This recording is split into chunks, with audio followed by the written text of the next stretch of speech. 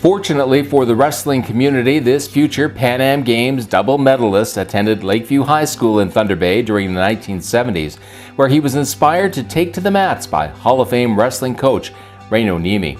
As it turned out, that decision set the wheels in motion for the development of a wrestling family, with his younger brothers Harvey, Doug, and Greg, and his cousin Pat all becoming local wrestlers. In no time at all, he was making a name for himself, claiming gold in the 72 kilo class at the 1978 Provincial High School Championships and a bronze at the Canadian Junior Nationals in the 68 kilo division that same year. In 1979, he brought home an individual OFSA silver medal, contributing to Lakeview's gold medal as overall team champions.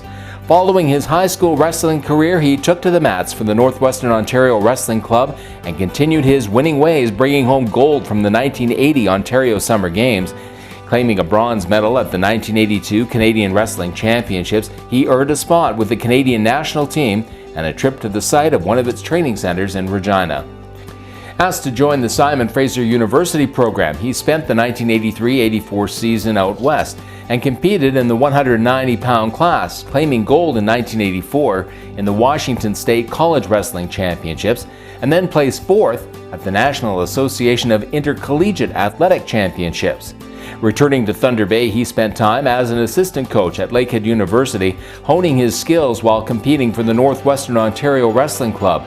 Kicking off 1987 with silver medal performances in the 82 kilo freestyle and Greco-Roman disciplines at the Pan American Wrestling Championships was a sign of things to come. At the 1987 Canadian Senior Championships, he defeated 1984 Olympic bronze medalist Chris Rinke, who hadn't been beaten by a fellow Canadian in a decade. That victory earned a trip to the finals, where he claimed a national silver and a spot on the Canadian Pan Am Games team. Advancing to the finals in both of his disciplines at the Pan Am Games in Indianapolis, he earned 2 silvers for Canada, having lost the freestyle final against world champion Mark Schultz of the USA and the Greco-Roman final against Schultz's teammate Chris Catalfo. In 1989, he added another silver to his collection, and after more than a decade competing in the intensely physical sport, he decided to step away, but his retirement would turn out to be short-lived. While staying involved as a coach with the Lakehead Wrestling Club, he decided to re-enter the sport as a competitor. At the urging of one of his mentors, Mike Fogen, who was involved with the organizing committee for the 1996 Olympic trials taking place in Thunder Bay. Placed second in the 82 kilo Greco-Roman class, he had the opportunity to return to compete on the international stage at the 1996 Pan American Wrestling Championships, a great way to round out his impressive wrestling career. Having spent the past 20 years as a high school teacher, Lou has had the opportunity to help out community and university wrestlers by taking on managerial, promotional, and counseling duties for young athletes and coaches, coming full circle from his high school days when he first got involved in the sport. Ladies and gentlemen, please welcome into the Northwestern Ontario Sports Hall of Fame, Lou Koch. All the Koch siblings are here tonight, including proud sister Winnie, along with brothers Doug, Greg, and Harvey. Many friends and teammates from his wrestling days are also here for this special night. Ladies and gentlemen, Lou Koch.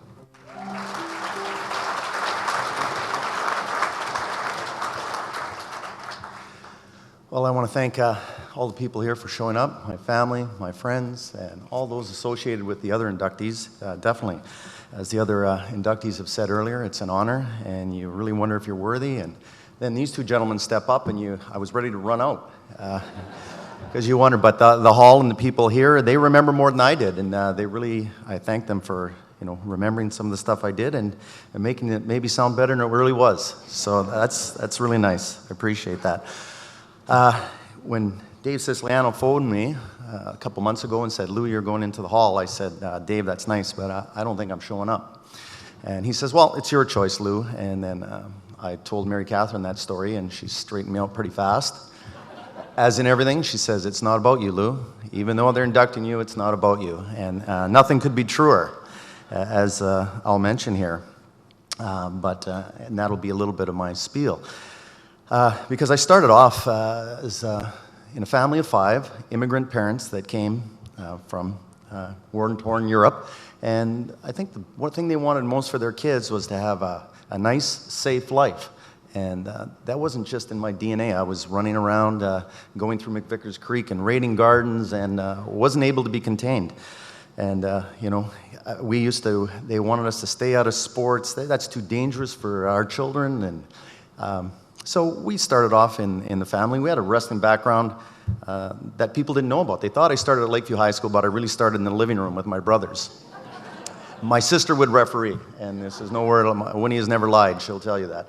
And we got about 3 or 4 years of professional wrestling in. Grand Prix was our circuit, and we were all played the hero roles. We had the masks and everything we'd make up, but that might be a bit of a lie.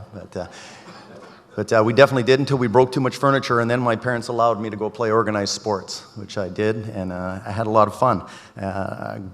Entered high school and would try to get involved in almost everything I could, but I found a band of warriors there that were like-minded, and we had a good run. I remember Reno Nemi inviting me out and made it a home for me, and he says after a few months, he says, you know what, you're going to have to get those Converse off and get these wrestling boots on. He dug out of the back of his closet, and I felt like, I may stick around for a while, so that was awesome. Was able to go a lot of places and do a lot of things, and I have to thank that contingent of coaches, especially Reno, who made me believe in myself, and then people like Steve Danier and Harry Curtis and Francis Clayton, who allowed me to keep going and opened some doors and steered me in the right direction, and made me believe that you could, as did a whole bunch of there's inductees that are shown tonight, a great wrestling fraternity from Thunder Bay. They paved the road, and that's so important. That'll be no doubt played out tonight by other inductees that come out. You have to believe you can, and those were the forefront runners that were able to do that. I thank them for that, because otherwise you'd wonder if you could.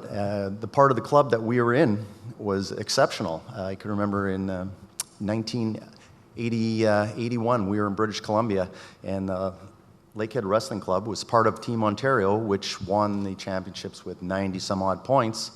The runner-up province was Quebec with 38 points, but 55 points, Steve's probably going to correct me later, but 55 points came from that Thunder Bay club. So it was a great club, and alone we might have won the national championships. So it wasn't without, I've got a bunch of friends over there, and they're not just here to watch my back. You'll see them. They got big arms and cauliflower ears, and they were part of a grinding process that refined the steel. And on any given day, I wasn't the best man out there, that's for sure. And thank you guys there. You were awesome, and in a lot of ways better men than me. So thanks to all those guys sitting at the back table. I put them back as far as I could, because they would be the first to mock me and then pick me back up. Let me see. Yeah, I'd like to most certainly thank my community here, who are my church community, my family, who've always been very kind to me, forgiven me when I've gone wrong, and my good Lord God, my Creator, who was able to, give me the fortitude and goodwill and health to carry this on. As I think Bob mentioned, you get humbled, and I have most certainly been humbled enough times in my life, and I'm sure it'll happen some more yet. But that's all part of being an athlete. You grow, and maybe sometimes you believe a little too much in yourself, and then the humbling process. So I thank Mary Catherine for taking care of that, as well as my daughter, who has adopted that fine skill as well. Yeah. So in closing, I want to say thank you again, especially for this community of Thunder Bay. Bob had mentioned that it's the greatest community, and you really have to believe that when you see that the hall fills up with people that come out and they're proud of their fellow sons and daughters who come out here, and we just go out and try to have fun and play, and then people recognize us for the things we love to do. So thank you again.